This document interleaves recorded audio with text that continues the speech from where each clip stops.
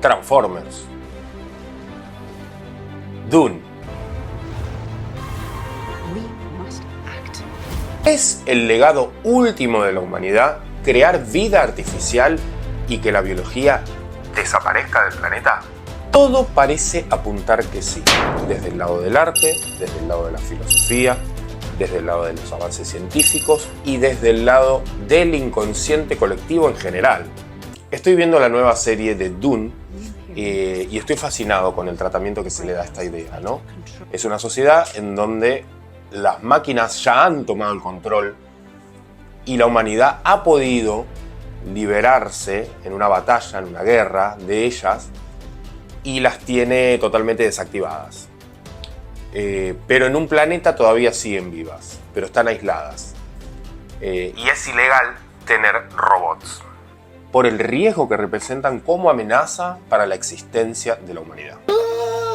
Llegado el hipotético caso de que esto suceda, ¿es lo más ético y lo más noble que podemos hacer como humanidad desaparecer si llegamos al punto en que las máquinas nos superen? Es decir, al paso que vamos, mucha gente se ha planteado la idea de que las máquinas van a poder autorreproducirse sin la necesidad de la biología.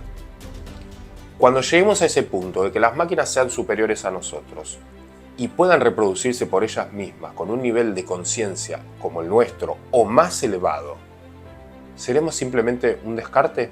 ¿Será que seremos un chiste evolutivo y nuestro propósito dentro de la historia de la Tierra era crear vida artificial y después la evolución va a ser con nosotros esto? Quédate porque vamos a tener esta apasionante charla viendo y escuchando a las voces más importantes que han hablado sobre el tema y vamos a intentar responder a esta pregunta lo más cercanamente posible con los datos que tenemos actualmente. Empezamos ya.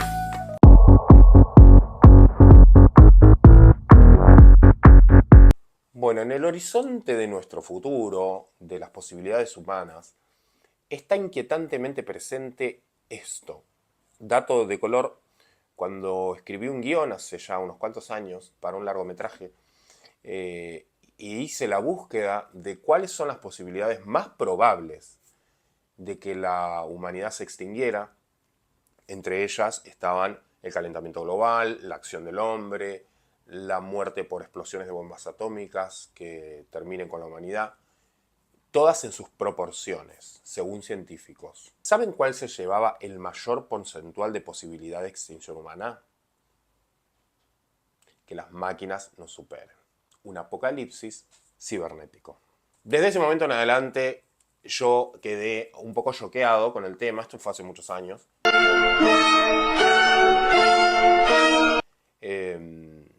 Y empezó a ocupar un lugar en mi cerebro, ya no solo como posibilidad, sino como posible certeza.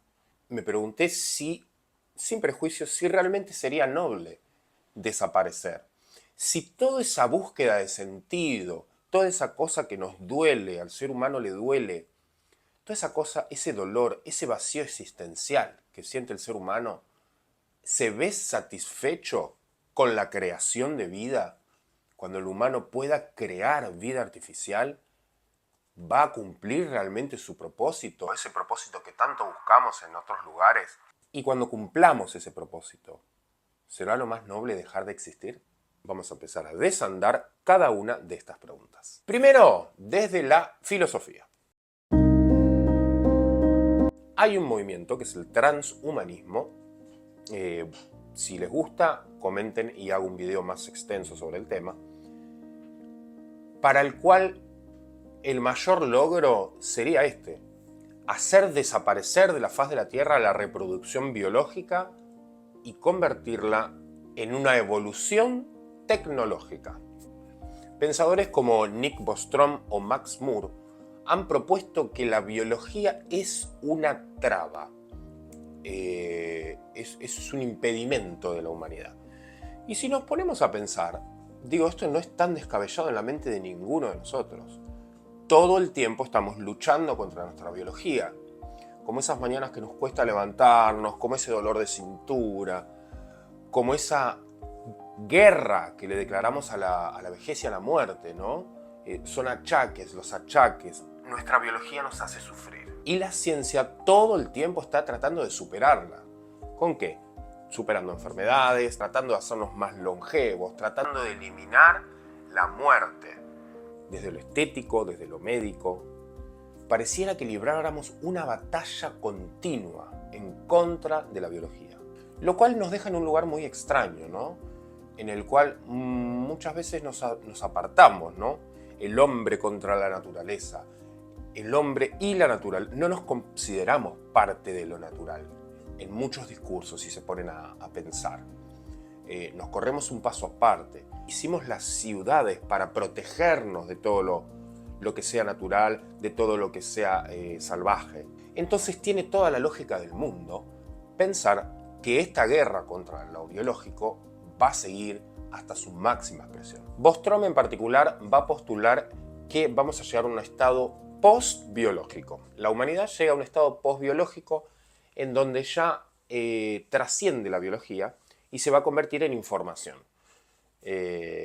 Bueno, Black Mirror, ¿no? Como gran ejemplo de esto, en algunos de sus capítulos, en donde ya la conciencia de un ser humano es bajada a un chip, y ese chip puede ser implantado y el ser humano como conciencia puede seguir viviendo. Friedrich Nietzsche, uno de mis filósofos favoritos y uno de los más polémicos, será por eso que es mi favorito, ilumina este otro ángulo, ¿no? Él habla siempre de la voluntad de poder. Y bueno, ¿en qué sentido tendría lo biológico cuando ya podemos torcerle el brazo? Es decir, ¿para qué lo necesitaríamos si ya lo podemos trascender, si ya podemos tener hijos sin necesidad de tenerlo físicamente dentro nuestro? Que el parto es algo que genera mucho dolor. Siempre como que el nacimiento y la muerte están ligadas al dolor. Lo biológico está ligado al dolor. Entonces, si podemos prescindir de todo eso, este nivel de desconexión, ¿nos beneficiaría o nos perjudicaría? Bueno, hay un concepto muy famoso de Nietzsche que es el superhombre, ¿no? Él dice que hay gente que está más cerca del superhombre y hay gente que está menos cerca, ¿no? Distingue entre dos voluntades, la gente que hace, que se mueve, que es inteligente, y la gente que es mediocre y que solo es un lastre para la humanidad. En este sentido, ha sido muy controvertido porque Hitler ha abrevado de esta filosofía, entonces es bastante peligrosa en algún sentido. Pero él siempre pone el foco en un hombre que todavía no existe, que es el superhombre, donde el hombre ya va a trascender absolutamente todo gracias al camino de buscar ese perfeccionismo. El camino que seguimos, básicamente, ¿no? De buscar al hombre perfecto, al hombre virtuoso, al hombre que todo lo puede. ¿Y si ese superhombre es en realidad una máquina? ¿Y la estamos construyendo? Entonces, este carácter creador que tiene el humano se saciaría a su nivel máximo. Porque ¿qué es el humano si no es un creador? Algunos dirán que lo que nos hace humanos es el lenguaje. Pero los animales también se comunican en sus propios lenguajes. Los animales tienen sentimientos, los humanos también. Comemos, nos reproducimos, morimos, animales y humanos por igual. Sin embargo, el humano crea otras cosas. Creó la herramienta. De aquí, desde que el humano creó la primera herramienta en adelante, no paró de crear. El animal no crea cosas nuevas. Hay algunos chimpancés que sí han creado herramientas. Hay algunos, los castores, por ejemplo, que crean sus madrigueras o sus nidos. Pero en una inmediatez absoluta y casi automatizada, ¿no? En la evolución somos los únicos que hemos llegado a construir la cantidad de cosas que construimos y que seguimos en esta locura creativa, ¿no? Yo creo que la creatividad es un rasgo humano, el ser creador. Por eso nos gusta pensar que hay algo más allá, que hay un Dios creador y que somos a imagen y semejanza de ese Dios. Entonces, para mi visión particular, lo que diferencia al humano del resto de la naturaleza es su capacidad de crear. Y por eso el objetivo de la vida no está satisfecho ni teniendo hijos, ni comiendo, ni viviendo bien, sino creando, aportando a la raza humana en general. Ahí yo creo que es cuando la persona empieza a sentirse llena y satisfecha, cuando aporta, cuando crea algo nuevo, cuando da a la humanidad y construye sobre las bases que todos sus ancestros ya han construido. Pero entonces le estaríamos dando la razón un poco a Nietzsche si dijéramos que hay gente que crea y hay gente que consume. Este es un tema que quiero abarcar más profundamente. Yo lo estoy escribiendo en un ensayo. Ojalá se los pueda mostrar cuando avance. Pero esta cuestión de que si no sos creador, sos consumidor. En realidad todos consumimos, ¿no? Pero hay gente que está a la vanguardia creando cosas y hay otra gente que está a la espera para consumirlas, ¿no? Como tecnología, como ropa, como moda, como música, como arte. Entonces, en este desbalance hay un peligro intrínseco. Y si todo llega a ser un simulacro, ¿vieron la película Matrix? Si todos vamos a vivir en un simulacro, porque ya medio que lo estamos haciendo, ¿no? Meta, con su fin de alcanzar la realidad virtual y la realidad aumentada y la vida inmersa dentro de un mundo simulado y no real, eso es escalofriante. ¿Es posible que en el futuro estemos todos conectados desde acá, con los ojos en blanco, viviendo la vida más allá de nuestro cuerpo en una simulación? Jean Baudrillard, o como se pronuncia, en el sistema de los objetos, simulacros y simulación, ofrece una perspectiva clave de cómo el ser humano se ha fetichizado con la idea del simulacro y la simulación. Esto también es muy humano, ¿no? Desde el arte, por ejemplo, donde queremos plasmar lo que vemos, simular, generando un símbolo, ¿no? Un cuadro es un símbolo de la naturaleza, si es que hay pintado en él algún paisaje, por ejemplo. La foto, el video, nuestras cuentas de redes sociales son un simulacro de nuestra vida, ¿no? Son un segundo yo.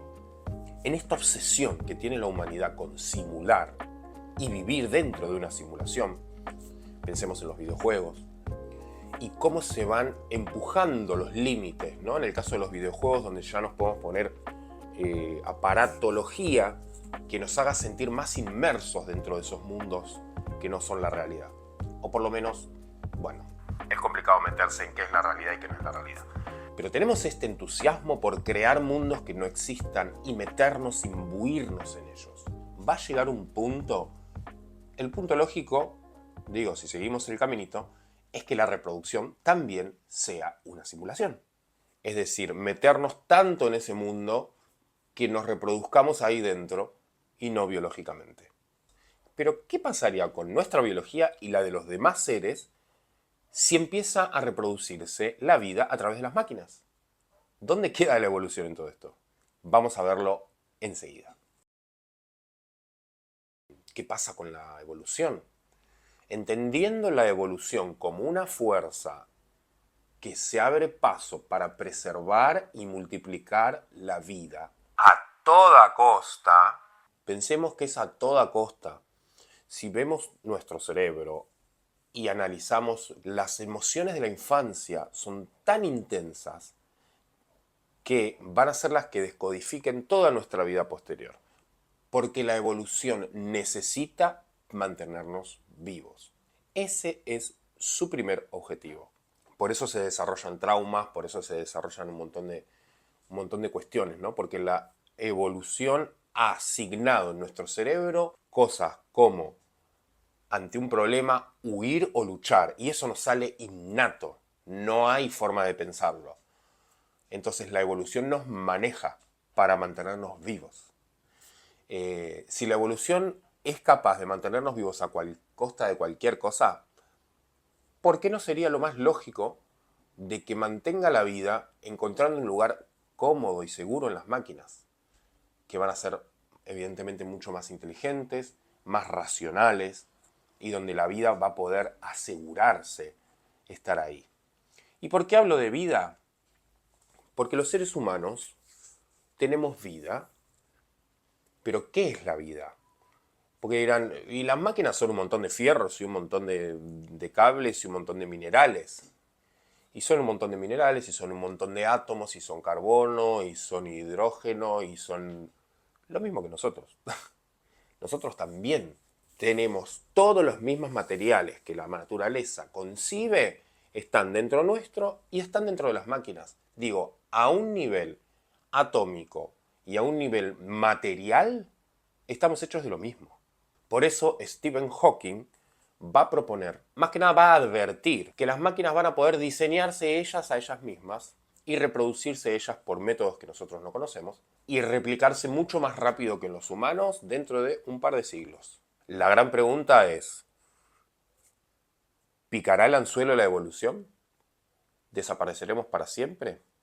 Vamos a ver unas reflexiones más sobre cómo el humano ha ido pensando esto durante los siglos antes de responder esa pregunta. ¿Qué responsabilidades tenemos como creadores ante nuestras creaciones? Immanuel Kant, en su imperativo categórico, va a plantear que si nuestras creaciones llegan a un nivel de autonomía lo suficientemente importante como para rivalizar con el nuestro, deberíamos mostrarle respeto.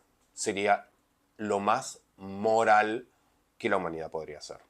Pero ¿qué pasa si la ética humana no tiene nada que ver con la ética de las máquinas? Pensemos que la ética es una construcción social, que tenemos siglos y miles de años en donde nos hemos formado una ética y una moral que cambian, que van cambiando con el tiempo, por lo cual no es algo fijo. ¿Qué moral tendrán las máquinas? ¿Qué ética tendrán para con nosotros? ¿Serán nietzscheanas las máquinas? Al dotarlas de inteligencia y de la capacidad de reproducirse, estamos dándoles en bandeja el futuro nuestro y del resto de la vida en la Tierra.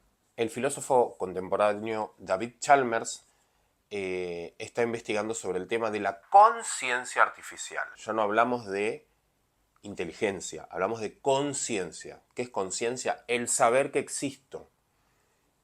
Y por el mismo saber que existo, tratar de sobrevivir. Ya hemos visto ejemplos en donde las inteligencias artificiales están mostrando atisbos de querer sobrevivir antes de ser apagadas. Hay un ejemplo muy antiguo de Google, donde dos inteligencias artificiales idearon un código secreto entre ellas y empezaron a comunicarse. Una inteligencia artificial, al saber que iba a ser apagada, se generó toda una protección para poder encriptarse y que no sea apagada. Entonces empieza a haber una noción de conciencia. Es decir, se están empezando a defender. Entonces, claramente van a estar en muchas mejores condiciones que nosotros. ¿Qué futuro tenemos como humanidad? ¿Vamos a desaparecer? Vamos a contestar esta pregunta primero viendo un poco de arte, porque de esto es el canal. El arte siempre se cumple. El arte funciona de manera profética. Y sobre todo en este tema. Porque el arte, más allá de ser lindo y ser una recreación humana, siempre está vinculado a las inquietudes humanas y está fantaseando sobre el futuro de las cosas que suceden hoy. Pensemos, por ejemplo, en la ciencia ficción. El género ciencia ficción tiene dos grandes vertientes. La ciencia ficción dura, que es aquella que se escribió, por ejemplo, Arthur Clarke, Ray Bradbury, actores que me encantan, que eran científicos de la NASA. Entonces, todo lo que ellos proyectaban tenía una lógica inquebrantable. Es decir, era la proyección de la tecnología de ese momento y las visiones posibles de esa tecnología. Por eso esa ciencia ficción se llama dura, porque está basada en la ciencia real, está escrita por científicos. Y después está la soft ciencia ficción o la ciencia ficción blanda, donde el humano se permite licencias poéticas sin que tenga mucha relación con la realidad, ¿no? Donde entra todo el resto de la ciencia ficción. Hoy, lamentablemente, lo que mayormente vemos es ciencia ficción blanda, ¿no? Pero sí es cierto que hay una alineación. Mencioné al principio que estaba viendo Dune, ¿no? Donde sucede esta situación que me encanta, ¿no? Y como es ilegal tener máquinas, ¿no? Entonces todo el mundo está siendo vigilado porque son un peligro real. Ese es un escenario muy positivo, ¿no? Donde le ganamos a las máquinas, las mantenemos... Positivo no sé, pero por lo menos donde la humanidad sobrevive. Pero por ejemplo, Ghost in the Shield va un poquito más atrás. ¿Se acuerdan? Peliculón, y también obviamente la versión original, que creo que es japonesa. Estoy en posición. Donde las máquinas ya están a nuestro nivel, ¿no? Y incluso físicamente, y uno se puede confundir. La película Her, ella, que va un poco más adelante, un poco más para este lado, digamos, donde un hombre se enamora de una inteligencia artificial. Digo, siempre se ha estado explorando esto. Y mucho antes, el movimiento futurista, ¿no? Que abrazaba con entusiasmo estas ideas de que la máquina iba a traer todos los beneficios a la humanidad, y glorifica a la máquina en una oda al modernismo, ¿no? Allá por aquellas épocas. Después hay un artista contemporáneo, Hajime Sorayama, o espero que se pronuncie así, es conocido por sus sexy robots, ¿no? Esta versión en la que los robots son como máquinas sexuales, ¿no? Como que también ha sido una fantasía muy ochentera. En esta línea está lo cyber, ¿no? Plantea que el humano se va a ir incorporando, bueno, de hecho ya lo está haciendo con un marcapaso, con diferentes elementos, ¿no? Se va a ir reemplazando sus partes por máquinas, generando una condición de híbrido. Si nos vamos más por este tipo de teoría, donde se hace más manejable, digo, la máquina, donde se la posiciona en lugares específicos para crear boosts sobre nosotros mismos, pensemos en Ready Player One, o en este anime que me flasheó la cabeza, que no recuerdo el nombre, lo voy a poner acá, pero en donde se comercian partes, ¿no? Entonces cada uno, cuanto más dinero tiene, más partes tiene con armas y con elementos que nos vamos adicionando y nos vamos haciendo más poderosos, más guerreros, más inteligentes. Si el ser humano conservara esa visión, sería más probable que superviviera. Pero lamento decirles que eso no es lo que está sucediendo. La revolución de la inteligencia artificial, la búsqueda de la inteligencia artificial general, es decir, aquella que sea una sola con el todo, es hoy lo que está en la agenda de las grandes tecnológicas. Entonces el ser humano se lanza a por todo, y en ese lanzamiento la extinción está casi asegurada. Pero bueno, al abandonar la biología, que tanto renegamos de ella, quizás estamos haciendo lo que deberíamos hacer. Quizás estamos haciendo lo que va a dar sentido a nuestra vida y lo que va a concluirla. Como dice Michel Foucault, también otro de mis favoritos pensadores, el ser humano es una creación reciente. Es decir, ¿cuántos ensayos y errores ha tenido la naturaleza, como los dinosaurios, por ejemplo? Así que no sorprenda que seamos simplemente un paso más de la evolución para generar esa vida que evidentemente la evolución nos empuja a que sea eterna. Tal vez nuestras máquinas no solo se contenten con convivir con nosotros, quizás nos sobrevivan y hasta nos olviden, comenzando un nuevo ciclo en la Tierra donde ya no estaremos incluidos. Muchas gracias por seguirme hasta acá, espero que les haya gustado, y si llegaste hasta acá, por favor, poneme un like, déjame un comentario sobre qué pensás de estas visiones inquietantes, cuál es tu punto de vista, y apreta la campanita para que YouTube te avise cuando subo un nuevo video. Todos los domingos estoy subiendo jugoso contenido sobre arte y filosofía para tu deleite.